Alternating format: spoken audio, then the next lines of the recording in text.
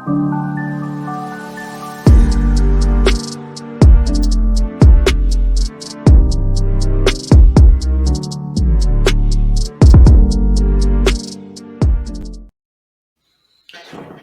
up, SpoFi Nation? Welcome to this episode of the Jock Chain, where we talk all things sports on the blockchain. Zach, please rate my Lad Daddy impersonation on a scale of 1 to 10. You know, I'm going to give it a 10 out of 10. We're only a few episodes in, so it's going to probably keep improving, but I thought you did well. I thought you represented the brand well. Well, I don't think I'd bring the same energy that he does, but I'll try my best. As you can see, we do have the other Zach on the show today. Lad Daddy is deep in the books. Has his last week, heading into his last week of this semester of law school, so deep into the books. But we do have Zach Baker, who is the other Zach of SpoFi, and who's kind of unofficially like the unofficial employee number 1 at SpoFi, right? Yeah, I keep asking for admin status, and I just say, please don't fire me. I love my job, and I'm big into the SpoFi community, and I know that we've been working together a lot ever since our job together at the Pirates. So you've brought me into this world of Top Shots and betting and everything like that. So I got to give all my credit to you. Well, I will certainly take it, but you are a mastermind of yourself. But yeah, I mean, Zach Baker, we also worked for the Pirates with me and Lad Daddy. And then I actually worked with Zach after the fact. But he is the resident hockey expert in the SpoFi community. And you golfed today, didn't you? I did. I'm hitting all areas of sports right now. The golf it's tough right now. It's the second outing of the year, and the putting is struggling. I just don't have that touch yet. I gotta get the driver down, but the irons are hitting and the chipping's good. So it's pieces. You just build and build until you get to the end of the year. Then you're playing like scratch lights golf. Out. Yeah. No, I'll never be scratch golf, but that'll be the day. Like you said, it's all about piecing together. Usually when one thing breaks, you fix one thing, the next thing breaks. 100%. But I appreciate you being on today. You've kind of helped me over the years. So I know we mentioned you're employee number 1 at SpoFi, but you were kind of with me along with the journey whenever I was a failed blogger. I like to say 5 times. I had 5 different blogs I never stuck with. And there's Baker just hammering out my website every day. That's what we do. That's what we do. I'm here to help the team, just a team player. And I just feel like anything that you are into, I'm like, I got to get into that. And that's exactly what happened with Top Shot. I was just I was ready to go. I said, it doesn't even matter. Just you tell me and let's do this. Well, we'll get to Top Shot a little bit later. Yeah. But yeah, now we're at SpoFi, so the future is bright and it's something we're going to stick with. So I'm going to jump into the whole NFT thing since that is the point of this show. The first thing I wanted to talk about is the WWE NFT that was released I want to say last Saturday or Sunday. I'm going to share the screen so it's up here. Talking about the NFT world, and I think the WWE, WWF, throwback is tailor-made for the NFT space. Think about all the different moments, Top Shot style, that they could come up with. There's just endless moments to pick from the Attitude Era, ruthless aggression era. And so I'm going to play the clip. Obviously, they came out with a bang. They really did. Right. Whenever I think of the WWE and a moment that I'd like to own, it would absolutely be this one. It's actually funny is the moment itself actually happened in Pittsburgh at the Civic Arena. So I'm going to play it real quick, but it is Undertaker throwing Mankind off of the Hell in a Cell. Probably the most iconic to me, the most iconic moment in WWE. I guess it was F at that point history. So I don't know if we're going to get the audio on this. But yeah, there he is, just throwing him off. But what I think is the most interesting part of this, and you can see here, it did sell for $100,000. And there's going to be people talking oh, you bought a replay for $100,000. Sure, yeah, you did. But it is a one of one. It'll never be replicated. And this is where I think, and I get the most excited about NFTs, is combining the digital space with the physical space. And I think one of the biggest areas of opportunity for the NFT space is the more like events driven access that you can get to different things. So for instance, this moment, whoever won this auction, Cryptic Wisdom, what he gets, you'll see here, you obviously get the one of one NFT, but he also will get 2 front stage, like front row VIP tickets to WrestleMania 38 in Los Angeles, all expenses paid, hotel accommodations. You'll also get a personalized video message from The Undertaker. You will also get an original urn that was used by The Undertaker in the WWE straight out of the vault, and it will be presented to that highest bidder. And you'll also get a personalized WWE Championship title belt with your name engraved. Now, I actually put this out on Twitter, and I had somebody, respond and say, this isn't actually an NFT. This is an auction, and one of the rewards and the prizes is the NFT. And I thought that initially as well. But if you scroll down a little bit, the utility, which are all those experiences and the urn and the personalized video message, is actually tied directly to the NFT. So even though Cryptic Wisdom bought it for $100,000, he has to hold it until February 1st of 2022 to actually unlock and get access to those WrestleMania tickets. If he were to sell it, that utility goes with it, up until February 1st, 2022. After that, he earns it, then he can sell the actual NFT itself. Now, my question to you, Baker, is, are you a big NFT fan? Or not an NFT fan, obviously you are, you wouldn't be on the show. Are you a big WWE fan, and do you see yourself getting into this space one day? Obviously, you had the intro with Top Shot, but do you see yourself getting into the WWE space? Yeah, I mean, this NFT world has just, blown up. And it was actually funny. I was listening to Part of My Take, and they had Triple H on, and they were talking about like, hey, you guys should get into NFTs and stuff. And he was like, oh yeah, maybe we'll think about it. And literally this came out the absolute next day. And I was like, he had this the whole time backed up in his pocket. I used to be a big WWE fan growing up. I loved like DMX. I was a big John Cena guy. I enjoyed watching it, and I had a good time with it. And this NFT is very interesting to me because of how far it goes in extending just in like the video replay. Like you can do a lot more with it. Like it's exactly what you said. It's combining the physical space and the digital space. And it's super interesting, the guidelines that they laid out, for when you sell it and when you can actually get the physical component of it.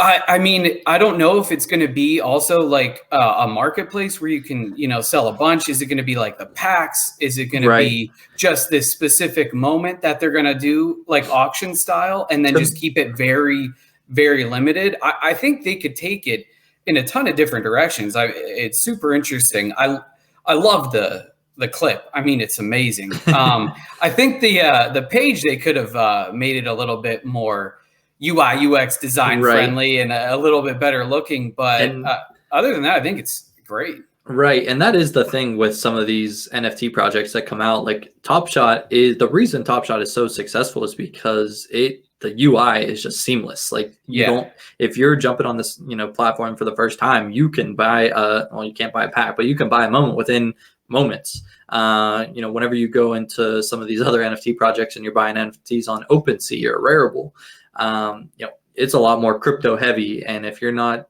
deep into the crypto game, sometimes those websites are extremely difficult to navigate. This one, I believe you could bid and pay for it like after the fact. So it might've been a little bit, I mean, the design of the website, I get what you're saying, isn't the most, appealing, but the medium, makes up for it. I think too, though, what I like about the WWE more than Top Shot is, and you mentioned this in the first couple Jockchain videos, is you're not the biggest NBA fan. I'm not the biggest NBA fan either. I like basketball. I'll watch it. I loved when the Cavs run in 2016 because it brought a championship to Cleveland. That was awesome. But I mean, half the layups and dunks seem like it happens every day. So that value sometimes evades me more as like this situation right here looks awesome and it's memorable and it's something I'd probably want to own more than, you know, just a random dunk or a random layup. But that's also why this got sold for, you know, maybe you should hit up Cryptic Wisdom. Yeah, hit Cryptic Wisdom up and see what his asking price is. Maybe I'll hit him up. See, depends on how much money you want on the golf course today. Oh, not that much. But like you said, they can go in a ton of different directions with this. I like it from, you know, the first aspect where the utility is added to the moment, where you have to hold on to the moment for a little bit. Actually, I know I mentioned that he has to hold it through 2022 in order to obtain the next year's WrestleMania tickets. I believe it's sometime after the SummerSlam event this year is whenever the first wave of utility falls off, as far as the personalized message from The Undertaker and the I don't know, is it game used urn? I mean, show used. I don't know. Event used, I guess, would be the best terminology. I'm not sure. But like you said, I want to see, hopefully one day I mean, who knows, maybe they form a partnership with Dapper and they come up with, you know, their own version of Top Shot with the good, you know, really nice UI, really user friendly, different style moments where they're numbered, serial like that. And then they can also fold in stuff like this on top of it. At the same time, I don't think they have to be mutually exclusive. I think they can do both at the same time. Now, you mentioned combining the physical and digital space. What are you most excited for, you know, long term in that area of combining the physical and digital space with some of these NFTs? Because I mean, the possibilities are endless. That's the thing. Sometimes my brain just spins constantly. I'm like, where could this even go? Where could they take this? And I like how they're starting to answer critics on this is just a replay. I hate when people say that. Like when they first did it with Mike Conley and getting his voice reaction, and like this with Undertaker, he's going to send you a personalized message. I like that. I like how they're kind of like making it not replay, but to bring it into the physical space. I mean, I've seen people buy these little like stands, I guess you could say, that portray the actual moment on it, and then you can just like set it up almost like maybe like a picture frame and put it like in your living room or something like that. I mean, I don't know if I'm going to be going out and doing that, but like I do miss the aspect of like a physical card. Like, I mean, I used to collect cards all the time, and I have still binders and binders full of cards, and I don't know if they're really worth anything nowadays. Well, you want to be able to show it off, I think, right? Like, I feel like that's the whole point. If you have a collection of something, you want to be able to show it off. Yeah, exactly. And I'd be like, okay, maybe you can bring someone into like your man cave, and then you can have your Top Shots playing on the television, you know, in the background or something like that. But yeah, that's where I keep spinning. Like, what else can we do to like prove you have this collection? Like, I know some people, they'll buy like, you know, cleats from a player. They'll put them in a glass case and keep it in some area of their house.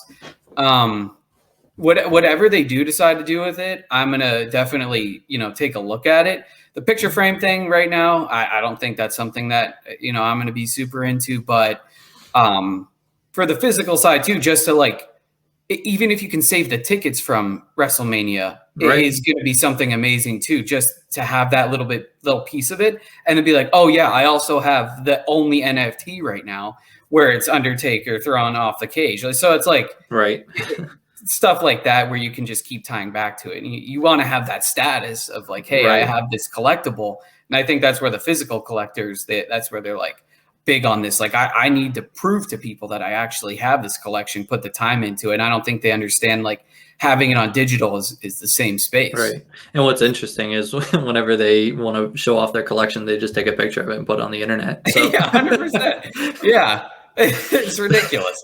I saw somebody was like, hey, if people could just print out a picture of the Mona Lisa, put it in a nice frame, and then put it up on the wall. I mean, what's the difference between that too? Exactly. I have the Mona Lisa, probably not the real one, but still. Yeah, you can look up the replay on YouTube, but I mean, go ahead and try to sell it and see see how much you get. I dare you. So that's the thing. I mean, I'm so far past that, you know, argument of, oh, it's just a replay. Like, if you can't understand that it's not just a replay and there's more behind that, then I mean, this just isn't the space for you, and maybe you'll learn one day, but that's okay. But yeah, talking a little bit of Top Shot, I know you mentioned you're not the biggest NBA fan, much like I am. But you did get into Top Shot. So how has your experience been on the platform so far? Kind of your intro to the NFT space. Do you like it? I had to kind of talk you off the ledge a couple times throughout your journey. I was paper hands baker for a little while here. I thought I was gonna be selling everything. But yeah, I got into it probably like early to mid-February after your like advice, the worst possible time. at the worst possible time. But I was hyped for it. I loved it. I thought it was so cool. What I really like about it too is it's not, so you'll see the moment first, but then it'll actually have like the stats listed next to it. It'll have like the team logo. I love the branding behind that. So I always found that to be interesting. And I'll call them like virtual cards sometimes. Like, I don't know if I call them moments every single time that I'm explaining it to someone. Oh, I definitely refer to them as cards, like from the very beginning. It's just easier that way too. And I think some people, like, they kind of get talked off the ledge for a second. They're like, what? A replay, but I got in, at the worst possible time. I bought like a Zach LaVine 3-pointer for like probably like $150. It's probably now worth like 20 right now. But no, it just talking with you, and I was really nervous about it, but I can definitely see the long-term potential. Like you guys were mentioning in the last video, they got the rounds of marketing, or they got the money to hopefully put into some marketing, get out of beta. Let's see what happens when playoff time happens. And I wonder if it's almost going to be like lulls in the market. So like we're down right now, and then we're going to hit playoff time, end of season, beginning of season. It's just going to ride like that, like pretty much everything. And it absolutely will. I mean, look at, I'm not big into the cardboard space. And I wish Ladner was here because he could talk a little bit more to that. But what I've seen is there's dips in the physical card marketplace as well. I mean, you're seeing different things happening, and that could be the reason for it. And what I've seen is that, not having the biggest NBA background, this seems to be the point of the season where I mentioned on the last episode, like it's the dog days of summer equivalent to baseball. So people aren't, super excited about basketball right now, but the NBA does a very good job at marketing itself for the playoffs. So that's exactly what you said. I think they're going to make a big push for the playoffs. And we were kind of talking about it between our like kind of conglomerate that we refer to it as going in on challenges together, is that we expect there to be a dip in the market during the off season. I mean, that's just to be expected, like, especially if, and I know Topps is coming out with their NFT for baseball on Tuesday. Guy from Dapper did not like that at all. He was like, I'm disappointed in these guys. and that is a tease for the next episode, because Ladner has all kinds of sorts of thoughts on that. But yeah, exactly. Like, there's just going to be different NFT projects popping up. And, one of the big concerns that people always voice, and I think it is a valid concern, is that what happens whenever the NFL comes out with a project? What happens whenever, maybe golf comes out with a project? Is it going to deflate the prices on the NBA? And like, while I can see that, I think it's more of a rising tides lifts all boats type thing. And they're going to all have different ideas, and they're all going to learn from each other. They're all going to grow together. Well, think about it too, like the NFL. I want to just bring that in too, because if more people that aren't familiar with the NFT space and don't really understand it, maybe they're like you and I that aren't NBA fans. But if they start bringing in these other sports like NFL and golf, like imagine if you could get the Tiger fist pump in NFT form, like incredible. Give me a heart attack. I know, seriously. To the resident golf guy. I definitely got you there. But I'm a huge NFL fan, and if they did that and had a partnership with it, I would 1,000,000% be in it. So I tend to agree with you. I think it would lift it all up if more people get into the space. And I don't know if we want to get too much into it, but like, is Dapper kind of like the control here? Or I know Topps is kind of creating their own, like on their own, like crypto, but like, it's interesting if everybody can like partner with them and see how it goes. But so it'll all come down to licensing. Obviously, the NBA has the official exclusive license with Dapper Labs. They also have the exclusive license with the UFC, which is the next on deck platform, UFC Strike. They do have an agreement in place with the NFL Players Association. However, I don't know what that entails because I mean, you see Patrick Mahomes came out with his own NFT. Tom Brady's actually launching his own company specifically around NFTs. So I don't know the gray area of, whether players can do their one-off, because what I've seen with Dapper is the NFLPA as opposed to the NFL itself. So, I mean, they might have more licenses as opposed to an exclusive partnership. So it'll be interesting to see what that looks like long term, because I'm not 100% sure. But like you said, as soon as the NFL comes out, like that's that's the king. And I think about it too, like where you kind of talked me off the ledge sometimes is not. I think at the time that I was asking you, there wasn't even like a quarter of the NBA fans on Top Shot. And like there's so many NBA fans, and NBA does such a good job in marketing. If they are able to just like keep boosting this up and get more people onto the platform. I mean, they had to stop logins. They had to stop account creation. Yeah, and we've talked about that's the reason why we're seeing such a dip in the marketplace. Yeah. And yeah, there's probably, I don't know, around 500,000 users on Top Shot, and probably 350,000 are just people that heard from a buddy that is profitable and they're trying to join that wave. They're not really going to be on the platform, for a very long time. They're in it for the quick flip. Once that's gone, they're going to be gone. And then it'll kind of go back to the true collectors. And I think that's where it's going to be a more true marketplace. And that's whenever you can actually have signups and packs aren't 10xing, you're going to get that true marketplace. And that is what we're going to be looking for, because then the actual fans of the NBA and people that want to collect will be on the platform. And that's when you're really going to be able to realize those true prices of these moments. But as far as like you said, the lull, I think it is going to gear up for the playoffs. And then obviously, like we talked about, I think the offseason is going to be a spot where the market can see a dip. But I think Dapper is holding it in their back pocket. We know about their hardcourt video game that they're releasing. I think that is going to come shortly after the NBA season is actually over. And that is whenever we're going to add utility to these moments. And I think that they're going to ride that wave into the next season, finish out series 2, and then, right into series 3. And that is, I think, my hunch on their marketing and strategy to alleviate that dip. The expected dip for the offseason. Yeah, given us as marketing experts, that would be the smartest thing for them to do if they're kind of experiencing the dog days of the marketplace right now. So it's like, hopefully, they got some smart people back there that are planning for things like this and kind of know the sentiment online and how people are thinking to combat the next steps. Right. And I'll trust your gut on that, because whenever you're not working full-time for SpoFi, you do have a part-time job as a marketing. Marketing. Yeah. Yep. It is. Yeah, it's part-time. I'm full-time SpoFi. We pay really well. So just, I can't stop making money. Right. But in other Top Shot news, there's one other thing that I really want to talk about. Obviously, we have the Cool Catch Challenge that dropped.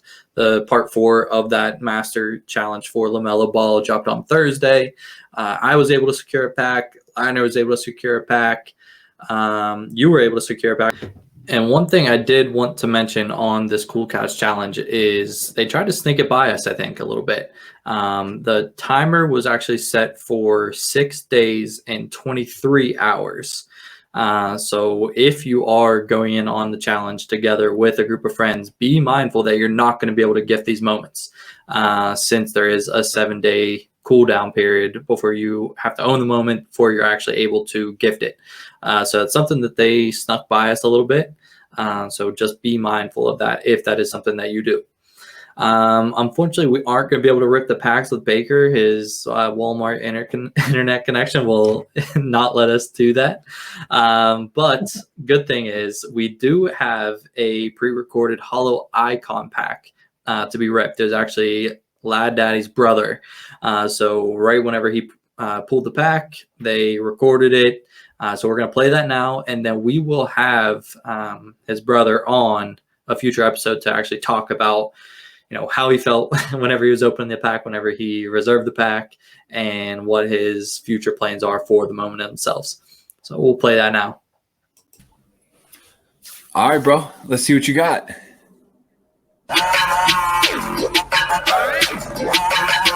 Starting with some commons. All right, a little bowl. A little bowl. All right.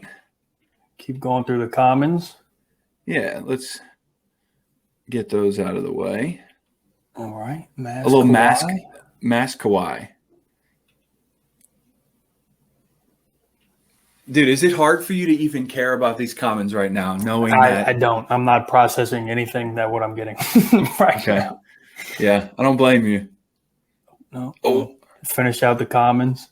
Yeah.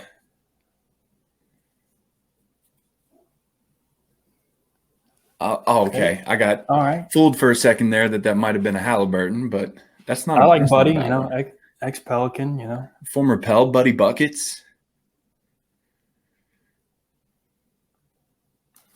All right. Kemba. And a Kemba. Okay. So. Got one more common. One more common. A Lowry. Okay. Now my heart is beating a little bit. Where's yours at? No, it's beating heavy. It's been beating heavy ever since I got the pack. Let's see what these rares are looking like. All right. We'll start down here. Wherever you want, man.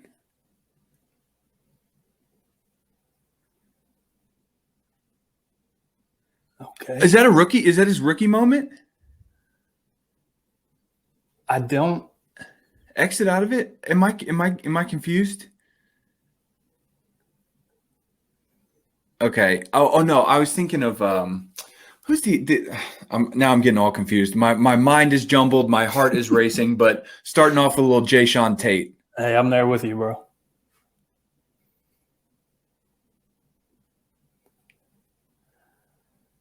Okay. A wrap. Oh, look at that cereal. Ooh. Okay. A fire OG. Let's go, man. All right. We hot now. I mean, come on, bro. Okay. A 35 MGLE. Let's go. I'll take it. Oh, this is unreal. Uh-oh. Uh-oh. No. Oh my God. All right. Yeah. I mean, we all knew where our head was going. Right. I couldn't even process quick enough which Lakers have these MGLEs in this drop right now, but wow. A through the legs dime. Oh my God. Whew. I'm sweating. Yeah. What's left? That's it? I think that's it. I think it's time. It is time for the HOLO Icon legendary moment from J-Lad with the packs. Let's see what it looks like. Let's see it. Hawks. Okay. 91. Right. John Collins. Is this a gnarly dunk?